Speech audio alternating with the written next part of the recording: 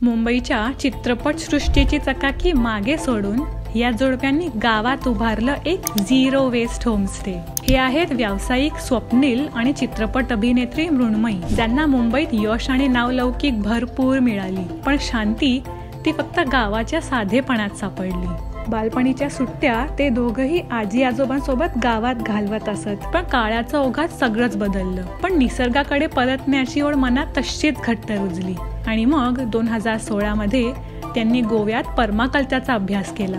नंतर नैनितालमध्ये sustainable architecture शिकले। दोघांनी मिळून शेती शिकली आणि अखेर 2020 मध्ये मुंबईला निरोप देऊन महाबळेश्वरचा डोंगर रांगामध्ये उभारलं 500 स्क्वेअर फीटचं छोटंसं घर, जे पूर्णपणे सौर ऊर्जेवर चालतं। या घराच्या भिंती लेटराईट मातीचा बनवलेल्या आहेत आणि चुन्याचं प्लास्टर केलं आहे।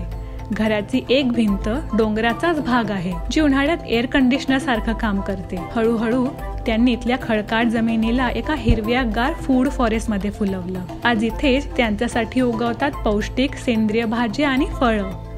या शेतात स्वयंपाकघरातील ऑर्गॅनिक वेस्ट कंपोस्ट म्हणून वापरले जातात। एवढंच नाही, ग्रे वॉटर सुद्धा थेट फळबागापर्यंत पोहोचवलं जातं।